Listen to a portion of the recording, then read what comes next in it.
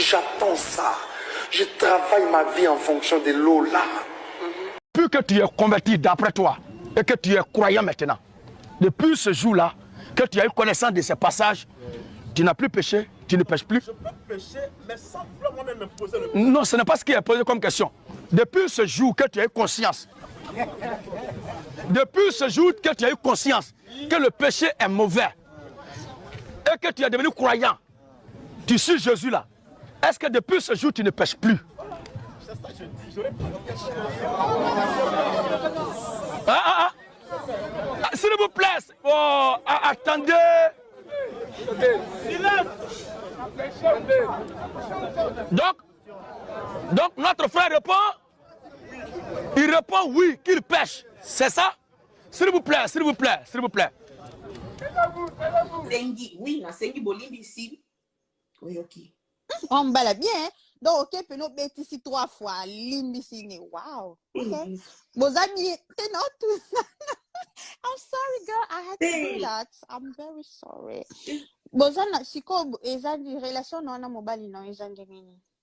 We are working things out, you know. It's very painful. We are all hurting.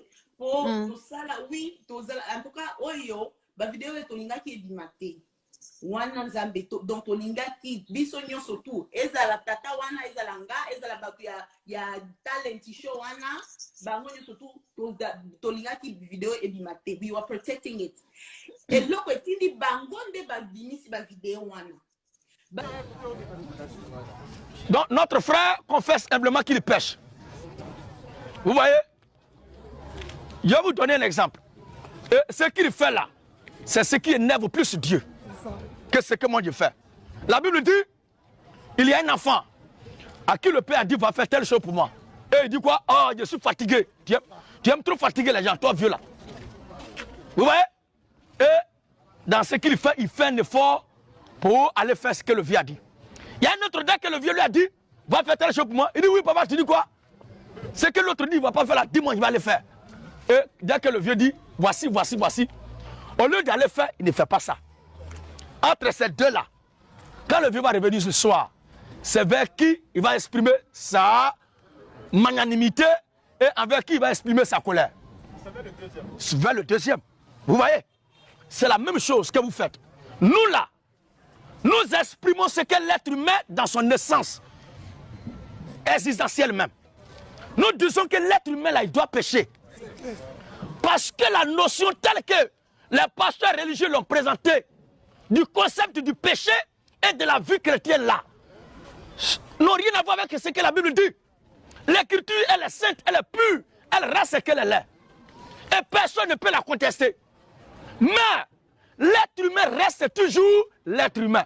Comme moi je dis, vive le péché. Ou bien qu'un homme vivant sur terre doit pécher. Vous avez décrié ça. Vous avez contesté ça. Vous avez même traité cela de diabolisme ou bien de démonisme. Mais on voit qu'à la fin, vous-même vous péchez. Quand vous péchez là, il n'y a pas un petit voleur et puis il n'y a pas un grand voleur. Voleur, c'est voleur. Non, il a vu son portable là, il a fait une fois, il ne voulait pas prendre.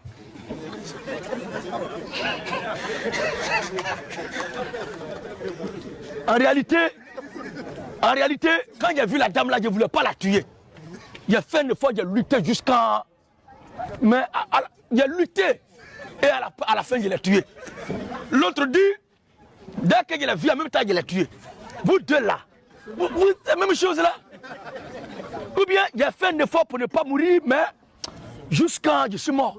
Il n'y a pas petite mort, il n'y a pas grande mort. La mort, c'est la mort. Ce qu'il a dit là, que l'être humain doit pécher, ce n'est pas moi qui ai inventé ça. Mais c'est la Bible elle-même qui a dit ça.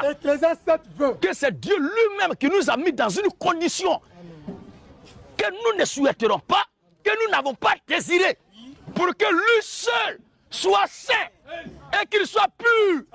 Et que dans tout ce qu'on fait sur la terre, l'on lui rend gloire. C'est Dieu. Romains 11, 32. Ecclésiaste. Ecclésiaste 7, 20. Comme lui dit, on n'a pas le temps de donner 10 passages. moi je vais donner au moins ces 5 passages. Voilà. Oui. Non. Non. C'est moi qui fixe les règles. Oui. Moi, je ne t'ai pas imposé de donner 2 versets, c'est toi-même. Oui. Ecclésiaste 7, 20. Hein? Non. Non. Il n'y a sur la terre point d'homme juste. Non. Moi, je ne suis pas un antichrist, je suis un chrétien. Et j'ai le devoir d'aller dans le sens de ce que dit l'Écriture. Je dois répéter ce que la Bible a dit. Non. Il n'y a sur la terre. Ça veut dire qu'il y avait des gens qui contestaient que sur la terre, il peut y avoir des gens qui ne pêchent pas. Alors Dieu, par son esprit, parle à travers son serviteur, Shalom, qui dit non. Il n'y a sur la terre. Il n'y a sur la terre Point d'homme juste. point d'homme juste Qui fasse le bien. qui fasse le bien. Et qui ne pêche jamais. Ça n'existe pas. Ça n'existe même pas. Maintenant, qui a fait que tous les hommes soient toujours des pécheurs? Qui a fait ça? Romains 11, 32. Romains chapitre 11, mais avant Romains 11, 32, Romains 8. Romains 8, le verset 20. 19 à 20. Oui. Car la création Car la création. a été soumise à la vanité. Le texte est juste. Romains 8, 20. Voilà. Car la création a été soumise à la vanité. Oh, nous faisons partie de la création. Ils n'ont pas dit sauf l'être humain, mais la Bible dit la création a été soumise à la vanité. Quand on dit soumettre là, ça veut dire on lui a imposé une condition de vie. Oui. Car la création La création a été soumise à la vanité. Oh, l'Écriture dit vanité de vanité, tout est vanité. Maintenant, qui a soumis la création à cette vanité? Non de son gré, Non de sa volonté, mais à mais cause à cause de celui qui l'y a soumis. qui a soumis la création à la vanité? Avec l'espérance Qui a soumis la création à la vanité? qu'elle aussi sera affranchie. Qui a soumis la création à la vanité? Romains 11, le verset 32, va nous donner le nom de celui qui a soumis la création. Oh, vanité, c'est péché. La création tout entière a été soumise au péché. Qui a soumis la création au péché? L'Écriture dit, Romains 11, 32. Romains 11, 32, car Dieu a renfermé tous les hommes. il n'a pas dit je dis. C'est pas moi. Donc s'il y a quelqu'un accusé, lorsqu'il voit l'homme pécher, puis il dit que les humains doivent pécher, voilà son nom, c'est pas moi. Car Dieu Donc en soumettant tous les hommes au péché là, c'est pour que les gens pêchent. L'objectif c'est quoi?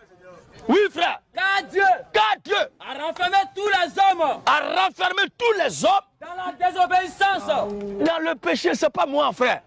C'est Dieu lui-même qui a renfermé. Moi je ne fais que décrier ce que Dieu a fait. Vous comprenez? Ne vous comportez pas comme celui-là qui est en train de voler. Dès qu'on dit voleur, il s'en prend à celui qui le dénonce. Lui-même doit se juger. Est-ce que je ne suis pas en train de voler? C'est ce que vous faites. En réalité, vous êtes conscient que vous péchez. Mais quand moi je dis, vous devez pécher, vous dites, mais pourquoi il nous dit on va pécher? C'est comme les gens qui boivent là.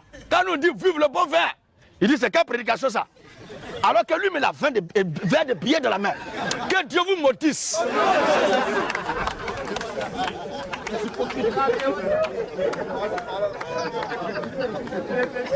Oui, frère. Car Dieu A renfermé tous les hommes a renfermé tous les hommes dans la désobéissance. dans la désobéissance, dans le péché, Pour faire miséricorde à tous. pour montrer que c'est lui seul qui est miséricordieux.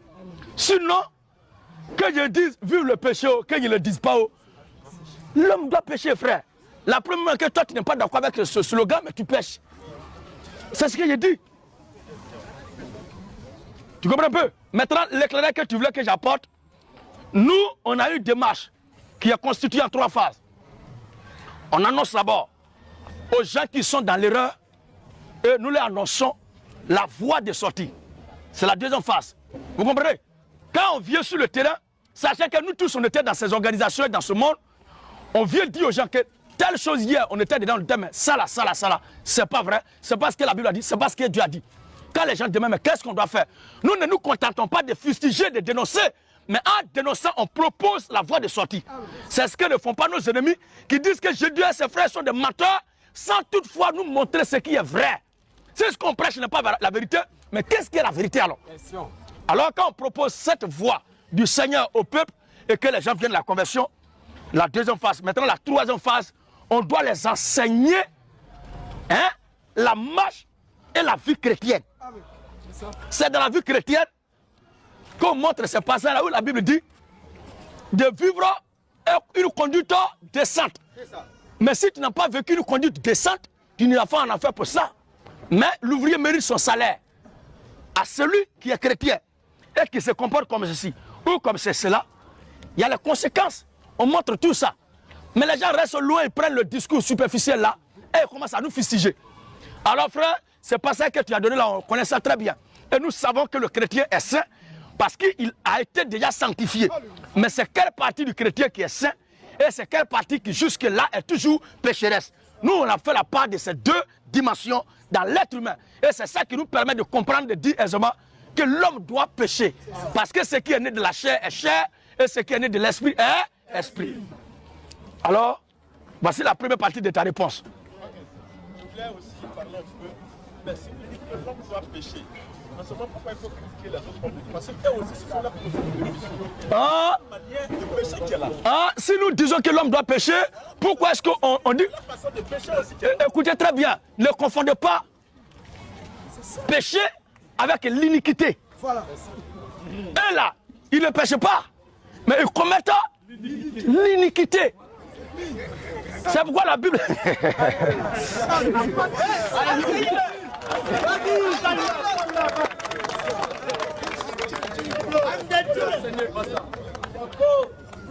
Et commettre l'iniquité. L'iniquité là, c'est la dispensation des mauvaises doctrines. C'est la dispensation des fausses doctrines. De l'évangile non conforme à l'évangile de nos pères, les apôtres, qu'ils ont reçu du Seigneur Jésus-Christ. Ce que nous combattons chez eux là. Tout à l'heure, quand il a commencé, il parle de ce pasteur-là qui chante ce cantique-là.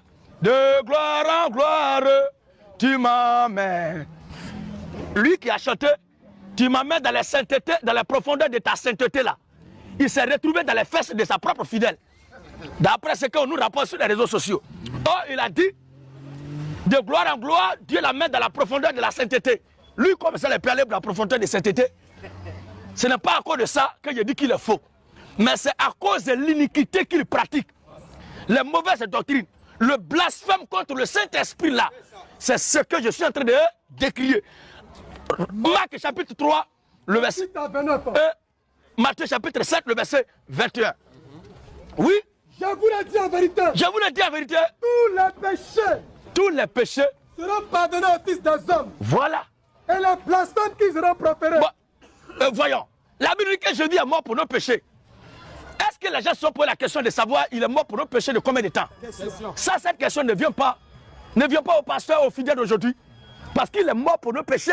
Il est mort pour nos péchés de combien de temps? Cette question-là, ce n'est pas le problème. Ah non, ils n'ont pas ce temps. Mais Jésus est mort pour nos péchés. Posez-leur la question. Alors, je vous le dis en vérité. Je vous le dis en vérité. Tous les péchés seront pardonnés. Tous les péchés seront pardonnés aux fils des hommes. Les blasphèmes qui seront proférés. Et même les blasphèmes aussi. Mais quiconque blasphémera contre le Saint-Esprit. Quiconque blasphémera contre le Saint-Esprit n'obtiendra jamais de pardon. Jamais de la vie n'obtiendra. Il est coupable d'un péché éternel. Donc il y a un péché qui est. Oh, c'est ce. Ça dit, tous les péchés là, ils font un effort pour éviter ça. C'est que Jésus dit qu'il va pardonner là. Et il faut un effort pour éviter ça. Mais ce qui dit qu'il ne va pas pardonner là, c'est ça qu'ils sont chauds à commettre. Alléluia. Matthieu 7, 21. C'est pourquoi le Seigneur dit, ceux qui me disent Seigneur, Seigneur, ceux qui me disent Seigneur, Seigneur, n'entreront pas tous dans le royaume des cieux. Quand on prêche l'évangile jusqu'à puis ces gens-là sont coincés, voici ce verset qui tourne le cou pour dire, ah, ceux-là, ils sont la manifestation de l'Antéchrist. Oui. Mais celui-là seul qui fait la volonté de mon Père qui est dans les cieux. Qui fait la volonté de mon Père qui est dans les cieux. Plusieurs me diront ce jour. Plusieurs me diront ce jour-là. Seigneur, Seigneur. Seigneur Jésus. N'avons-nous pas prophétisé par ton nom? N'avons-nous pas prophétisé par ton nom? N'avons-nous pas chassé des démons par ton nom? Oui. Et n'avons-nous pas fait beaucoup de miracles par ton nom? Ah bon? Alors je leur dirai ouvertement. Je leur dirai ouvertement. Je ne vous ai jamais connu. Il ne dit pas que je ne vous reconnais pas, mais il dit je ne vous ai jamais. Retirez-vous de moi. Retirez-vous de moi. Vous qui commettez l'iniquité. Et ils commettent l'iniquité. Dans le rapport des choses qu'ils ont envoyées là, ils ont chassé des démons par son nom. Or, le Seigneur a dit de chasser les esprits en son nom. Et ils pratiquent tout ce qui est bonne chose, selon eux-mêmes, chose que Jésus dit va pardonner là. Mais ce qu'il dit ne va pas pardonner, c'est ça qu'ils commettent. C'est-à-dire qu'ils tordent le sens, ils mélangent, ils changent sa parole, ils ne disent pas ce qu'il a dit et ils disent leur propre volonté. C'est ce que je reproche à ces pasteurs. Sinon, ce n'est pas sur la base de leur conduite en tant qu'être humain de la société que nous sommes là pour exposer sur ce qu'ils font. Mais c'est par rapport à la doctrine qu'ils enseignent dans leur communauté. Vous comprenez, frère? Alors, ça n'a rien à voir avec le comportement. Pardon? Mais l'iniquité là, ce n'est pas moi qui ai dit, Jésus a dit tous les péchés seront pardonnés. Mais il y a un seul qui ne sera pas pardonné. Mais c'est... Est-ce que c'est écrit dans la Bible de vendre de l'huile? Ce n'est pas écrit dans la Bible, je le sais. Mais puisque vous vous autorisez le péché. Non, monsieur. Ce n'est pas moi qui autorise le péché. J'ai dit, l'être humain là, qui le veut ou pas, il doit pécher. C'est Dieu lui-même qui l'a dit. C'est pas pour ça que vous avez parlé. Vous avez dit, si l'homme pêche, mais toi, est-ce que tu es d'accord avec cette déclaration? Non, attends, est-ce que tu es d'accord avec cette déclaration? Est-ce que tu es d'accord avec cette déclaration qu'il a tenue? Non, cette déclaration qu'il a dit, qu'on le veut ou pas, l'homme doit pécher là. Est-ce que toi, tu es d'accord avec ça? Non. Non, bon, je reprends. Bon, ok, je reprends. Ok, je reprends. Il faut que l'être humain pêche. C'est ça, non? Est-ce que tu es d'accord avec cette déclaration? Mais est-ce que tu ne pêches pas?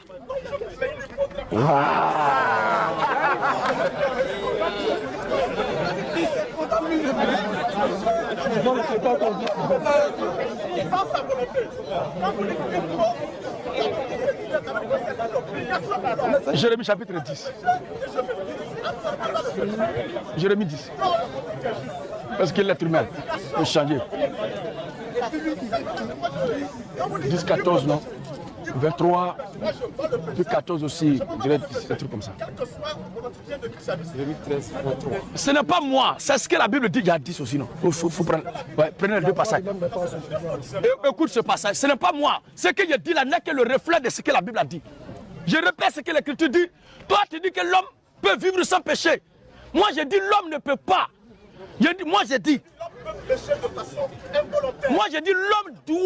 l'homme doit pécher.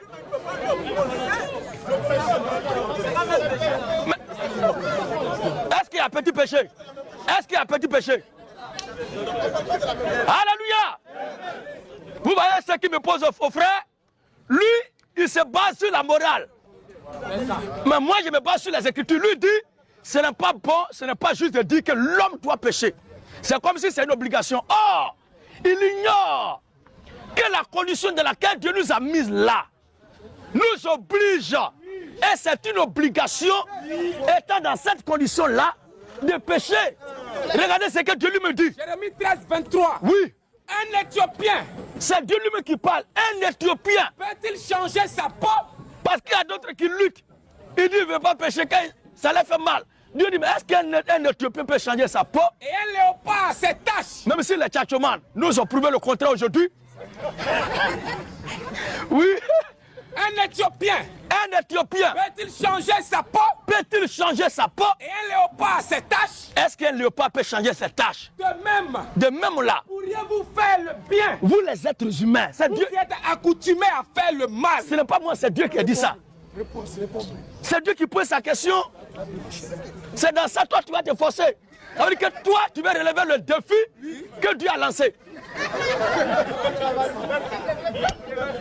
Ce que je suis en train de dire là, il y a certaines déclarations qu'on tient pour choquer la conscience des gens et les pousser à poser des questions ou à pousser loin leur réflexion. Vous comprenez? Sinon, dire qu'un être humain doit pécher là, je suis conscient que cette déclaration-là vous choque. Je suis convaincu que ça vous choque. Parce que dans les églises, on nous a toujours appris, fuyez le péché, fuyez le péché. Où il y a le péché, où il y a maquis, où il y a palabre. Même si quelqu'un a marché sur ton pied, demande-lui pardon. C'est ce qu'on nous a toujours dit. Mais où tu es là, si quelqu'un a marché sur ton pied, tu lui demandes pardon, tu as douleur là dans le cœur. Dieu voit ça. Ou bien tu es en train de venir et puis tu vois une fille qui a porté minute, ça arrive ici, et puis elle dit, toi-même là, tu ne vas pas regarder derrière, mais ta conscience regarde derrière. C'est de ça que je parle, parce que le Seigneur Jésus a dit Quiconque regarde une femme et la convoit dans son cœur a déjà... Il a déjà commis la chose. Et dans ça, personne ne peut échapper. C'est ce que je suis en train de dire. Je suis en train de démontrer, exposer que le salut du chrétien, le salut de celui qui doit être sauvé, repose essentiellement sur la grâce souveraine de Dieu et non pas sur notre bonne conduite. Tite chapitre 1.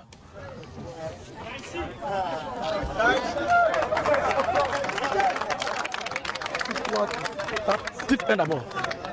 Au sujet de notre salut. Tite 1, le verset 1 à 4. Et aussi Tite 3. L'autre prépare là-bas aussi Éphésiens chapitre 1. Et Éphésiens 2. À partir du verset 8, on va lire les 3 passages. Écoutez très bien, Tite 1 d'abord. Tite 1, 1 à 4. Oui. Paul, écoutez très bien. Serviteur de Dieu. Écoutez très bien, c'est l'apôtre Paul, loin de Dieu, le lion de l'âge apostolique. Lui que Dieu avait mandaté pour venir vers nous pour la toute première fois, vers les nations. Regardez ce qu'il dit. Paul, serviteur de Dieu. Serviteur de Dieu. Et apôtre de Jésus-Christ. De la part de qui?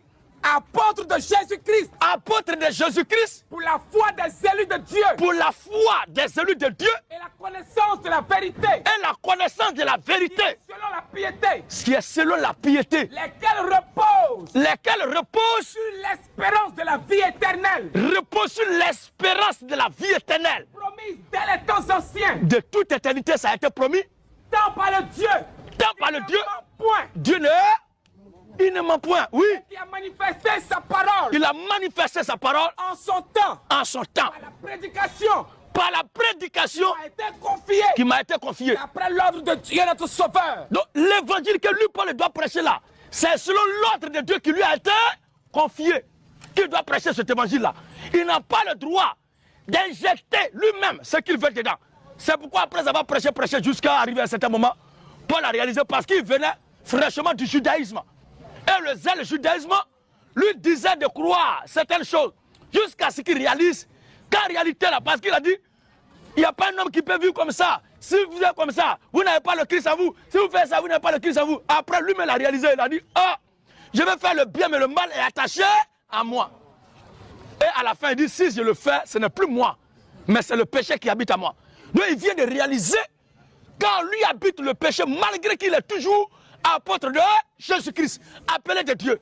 Tite 3 maintenant. Tite 3, 4 à 5. Oui. Mais lorsque la bonté de Dieu, notre sauveur. Lorsque la bonté de Dieu, notre sauveur. Et son amour pour les hommes a été manifesté. Et son amour pour les hommes a été manifesté. Dieu nous a sauvés. Le verbe sauver est conjugué au passé composé. Il nous a sauvés. Dieu nous a sauvés. Dieu nous a sauvés. À cause de nos œuvres de justice.